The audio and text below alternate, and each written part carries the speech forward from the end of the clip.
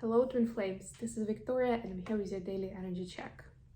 Welcome to my channel, whether you're new or you're coming back. This is gonna be the classic daily check-in. So it's gonna be a quick reading and we're gonna be looking at what's happening with Divine Feminine Collective, Divine Masculine Collective, and the twin flame connection itself at this time. At the end, I'm gonna pull a few cards from my Hermit Tarot deck with messages between the twins. And of course, I'm going to start with an oracle deck, as always. And today, it's going to be the Wisdom of the Oracle, the deck that I haven't used for a while. So let's see, we'll pull a card for Divine Feminine first, and then for the Masculine. We'll find out what's the focus, what's the buzz, what's the word on the street that we're supposed to know about. And I love this card so much. We have the Fates for the Feminine. It's number 17. This number could be of significance to you, and I'm just leaning to get the book to read the oracle message. I don't want to miss anything. I mean, this is the equivalent of the Wheel of Fortune kind of card, but in the tarot. But let's see. Yeah, fate, karma, acceptance that there are things you cannot change, and knowing what those things are, like a serenity prayer. The serenity prayers sums up the meaning of this card. God, grant me the serenity to accept the things I cannot change, the courage to change the things I can, and the wisdom to know the difference. There are things in life you will never have control over. The conditions brought on by the evolution of the collective, by nature, and by past experiences may be fated, preordained by spirit for a greater purpose you cannot understand in this lifetime. It may not be in your cards to understand why certain events occurred, but you can accept the mystery and work with what those events and your current circumstances have to teach you. This is the wisdom contained in the serenity prayer. Yeah, and I would say, because we are light workers, we all have psychic skills, it's really, for me personally, it's really a matter of time and kind of peeling off the layers of the onion. It's like a matter of your ascension process of where you are in the journey in terms of understanding these events. And I actually think, because I've recently been doing the ancestral healing course, I mentioned it I think a few times, a lot of experience that I had in my childhood, what I know about my family, what I had to deal with my mom being a narcissist, a lot of it is coming back to me, but in a sort of like new wave, new perspective, and certain things that there were some like big events that really got stuck in my psyche, right, in my memory, right, as something dramatic, traumatic, whatever you want to call it, right? There were other instances that were more subtle, but they were just as important in building up my personality, my character, my worldviews, right, and the way that I was making choices in my life, right? And now those things are coming back that were more subtle, but they were equally important, and it keeps blowing up my mind, really. But I cannot say that at this point there is a lot of stuff that I just don't understand, I can't understand, etc., etc. Maybe I don't know all the details, but the general idea I do understand, I do get why it was happening in my life, why it was brought to me to work through, to master, lessons to learn, etc. So, of course, if you feel like that information is not accessible to you right now, you can take notes of that, right? You can maybe have a separate list of things that you feel are important on your journey, but you don't really understand them. And then kind of keep going through that from time to time, because with time, the more information you have, the more healing you've done, the more you're gonna understand. And then when you look at it at some point later, it will just come to you. It'd be so simple. But sometimes it helps, it's too many cards. Sometimes it helps to follow the serenity prayer and accept that something that we don't understand, at least in that specific moment. Accept and add the message that it was there for a reason. And as I'm actually pulling, oh, that's a nice one. I've got the card on the bottom of the deck, which is the Treasure Island, one of my favorite cards. I just love it. The treasure is very close. We have number 14. So here we had 17, here we have 14. Truth be told, I love those hearts around the owl. Okay, let's see.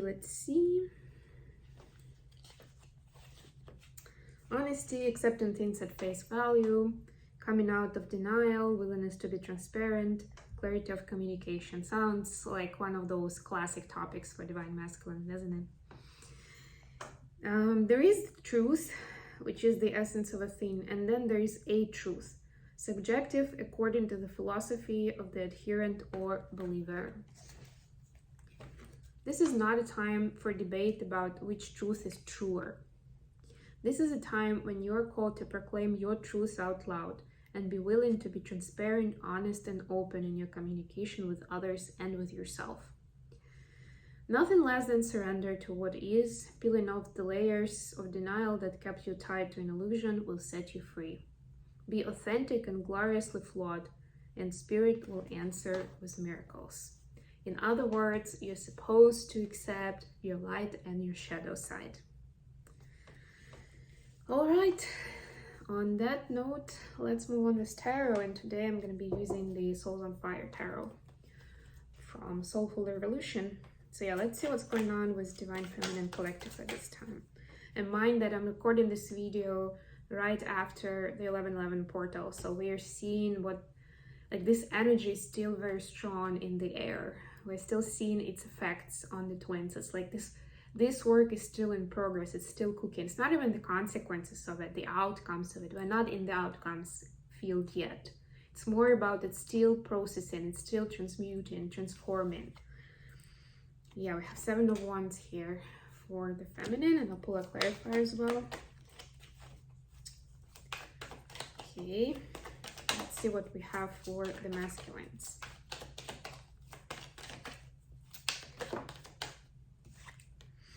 Raising consciousness. This is a special card in this specific deck.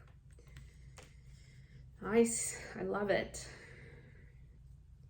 So for both twins, we're seeing this think about leveling up, and we've seen it in the last few days as well. What's the energy of the connection at this time? 9 of Cups. Okay, bottom of the deck, death, transformation and progress, just like I was saying. Okay, let's clarify 7 of Wands. We'll take it. Please clarify raising consciousness for masculines.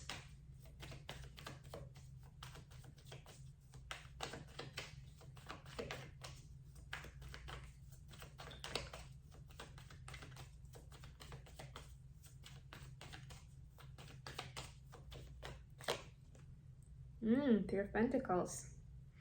And please clarify 9 of Cups for the connection. Wow, we have got 4 of Wands here. It fell out in the reverse, although it was in the reverse in the deck, so I'm gonna be open-minded about reading that specific card, as is the true Queen of Wands. By the way, if you like what I'm doing, don't forget to like the video, to subscribe to my channel, to leave a comment, to share it with people who might be interested in similar message. I'm doing twin flame readings on a daily basis with rare exceptions, but yeah, it's pretty regular, and the messages are timeless. You have playlists on my channel, and also have a different channel with horoscopes for zodiac signs, monthlies, and sometimes I do horoscopes for lunar events as well. All right, so Divine Feminines, you have 7 of Wands, and it's quite interesting that in this deck it's portrayed during the night. Usually it's in the daytime, but here it's definitely nighttime. And here we have the Moon and 8 of Pentacles, just also referring us to the Moon and to the night. We just had that huge lunar eclipse, and I think it's helping with all of the cards that we have here, and with the card about the fates, it's helping Divine Feminines get into the energy of acceptance, understanding what should be perceived, accepted, understood, and what should be changed, what should be worked on, right? Things that are just about observing, understanding, and things that are about pushing forward, moving forward, and transforming somehow, right? It's like you almost like have this bubble for yourself, where it's your process, your inner space, where it's like an alchemical lab, basically. And you're figuring out what kind of ingredients do you want to mix for which purpose.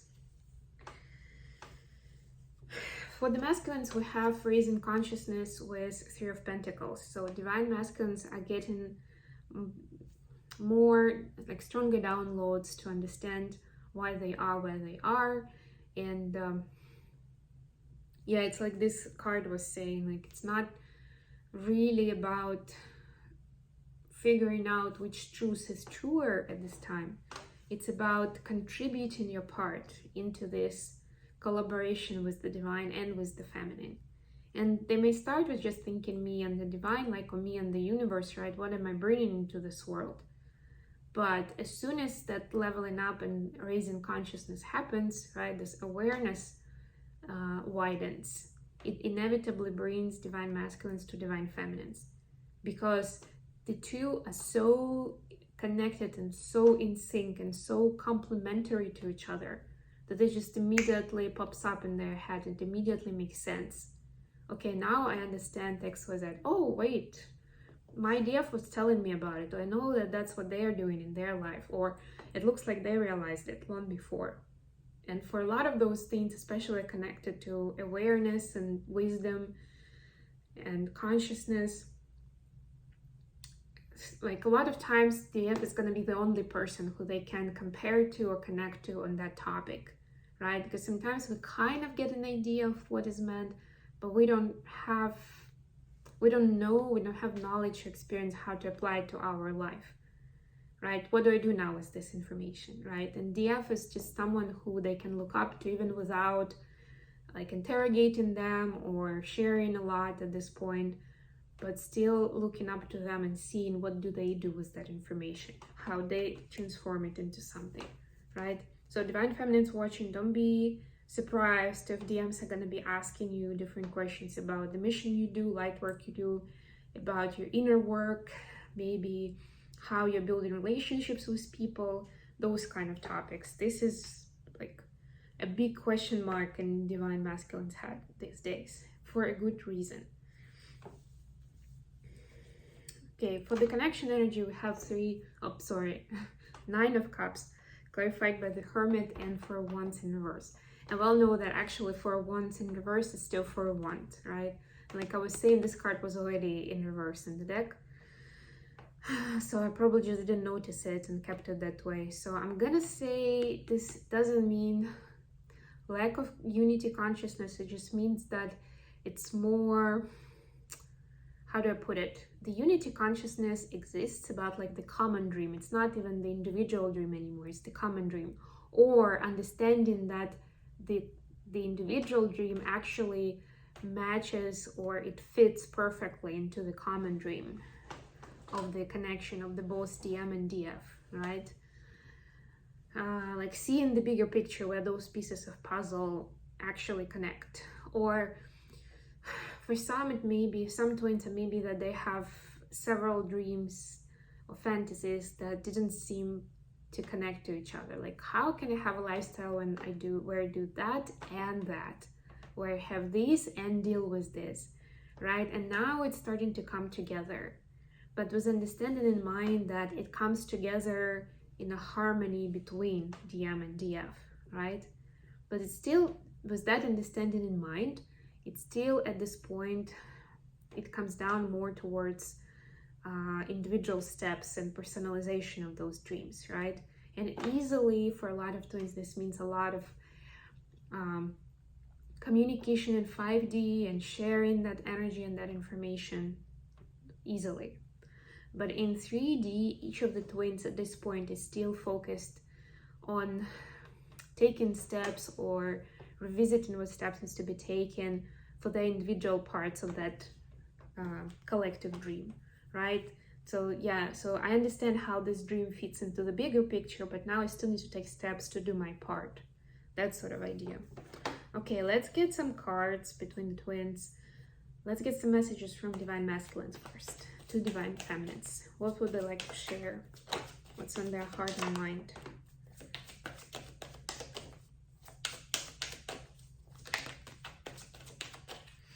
Okay, we have I'm ready. Let me hold you. Words do hurt, and think before you act. Yeah, so this is, I'm getting it strongly. This is like the energy space. This is what they're feeling, right? This is like the instinctive push and drive, like to just go for it. But then when they turn on their conscious mind, their brain, they start overthinking it, and they're starting to kind of plan and replan, and you know, I want to say they think that they should think first, but it sounds too tautological. You know, it's about them. It's not what they say to the feminine, it's what they say to themselves. When it comes to what do I say to my feminine, it's like, no, I need to rethink that. I need to be careful with my words, because words do hurt, so I better choose my words nicely. So yeah, again, it's a nudge, in my opinion, that for divine feminines, that if the next conversation you have, either in text or by phone or in person, it's gonna be a little awkward. You may feel like, you know, they're choosing their words, or there's some pauses.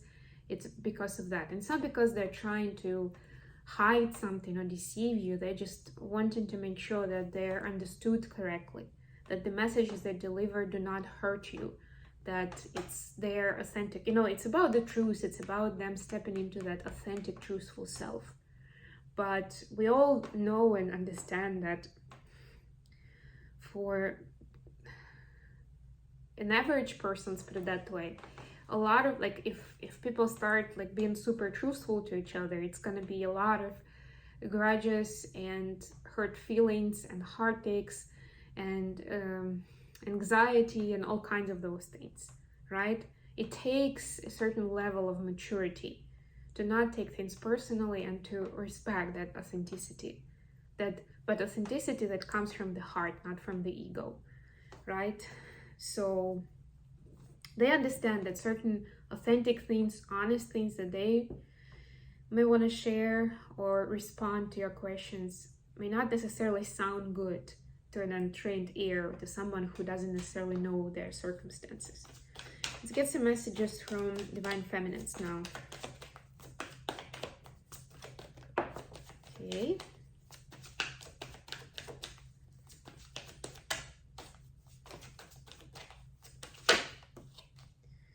So we got you're on, definitely, and gossip only hurts more. Yeah, so divine feminine responds that you're on, divine masculine is trying to think that I will not get you, that I will get upset or hurt, all it down.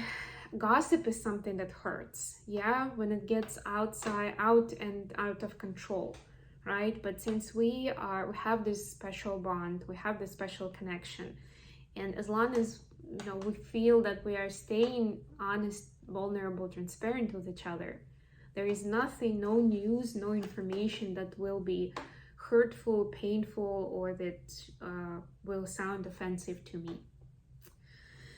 Okay, I'm gonna leave you here, guys. Thank you so much for joining me today. I love you all, and I'll be back with more readings very, very soon. Bye, everyone.